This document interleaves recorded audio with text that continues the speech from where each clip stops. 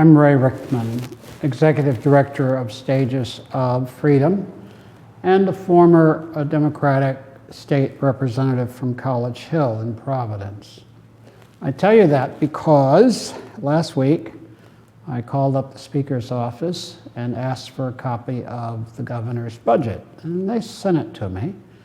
It was fascinating because, of course, I haven't been in the legislature for 20 years. And the budget, the size of it has tripled, the complexity of it, and of course it's going to be a $10 billion budget. That's a lot of increase since I was in government. So I didn't have difficulty reading it, but it seemed redundant. And in it, there were 8 or 9 fascinating issues, articles actually is what they're normally called. I was invited to a meeting to talk about how the governor's budget might spur this economy. And there were a couple articles in there I wanted to talk about. I only had a chance to talk about one. And that was the one in which the governor is proposing temporary summer short-term employees out working for the state, that they would be paid $11 an hour instead of $10, which, it's nice to make an extra dollar, extra $20 a week. Most of these are half-time employees. So I brought up, why don't we experiment?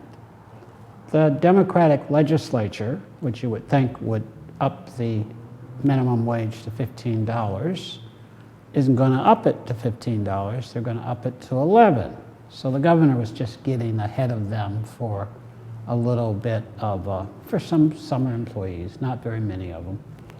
So I said, why don't we ask the governor, head of commerce was there, why don't we ask the governor to give all of these people $15 an hour salary?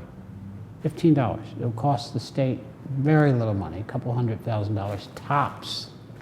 And it will make these people very happy, and we could have someone from one of the universities study it and see what impact, what difference $4 an hour makes on their lives. I'd love to hear the results. So after I proposed that, there was that might be an interesting exercise.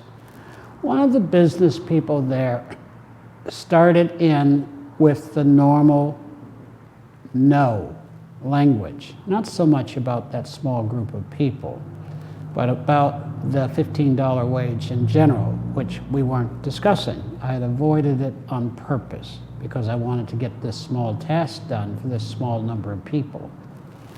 So he said, you aren't a friend of little people, because the people making $9, $10, now they're going to make $11 an hour, you're going to get some of them fired, probably a lot of them, because when the owner has to pay them more than $11 an hour, 15, they're going to fire 10, 15% of them in order to get the money to do that. And of course, I'm chagrined at how these conservatives have been able to have this conversation with very little pushback. Very little. First, it isn't true. McDonald's that I know of, they need 8 to 10 employees at all times to make their place function. And they're going to have them no matter what they have to pay for them, or you won't be able to go to McDonald's. So that's the first thing. They're not telling the truth. Virtually no one's going to get fired if it was $20 an hour. So then the next question is, where does the money come from, which these conservatives never discuss? So all of these places have these minimum wage employees, and then they have people who make $15 an hour, and people who make $25, and people who make $50, and people who make $5,000 an hour. The head of McDonald's makes $18 million a year. So why aren't we having a discussion? We could lop off $1 million off of the chief executive's salary, $1 million, 6-7% of the total. He won't notice. He could get on another corporate board and find a way to make it up. He could spend less. He could save less. Then we have all these vice presidents making 5 and 6 million. Let's lop 500,000 off of their salaries. Then we have all these regional managers making 150, 200,000. Let's knock 10,000 off their salaries. And then the local managers making 55,000, take 1,000 off their salaries. Or, as the automotive company might do, up the cost of every item, unit, hamburger, 12 cents. And you would see that that's enough to pay the difference.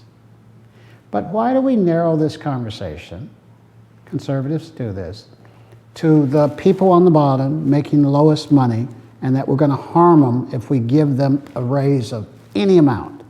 And we've been raising this raise, this 1% from this low minimum wage from $9 to 10 and now to 11, and no one has been fired. If we make it 15, no one will be fired. But I want to know why there isn't some shared misery if you had to find money to pay the lowest wage earners an increase. Are you with me? The next time someone brings this ridiculous idea up that they're going to fire people if they have to pay some $15, ask them how many $1 million employees they're going to fire or scale back. Ask them.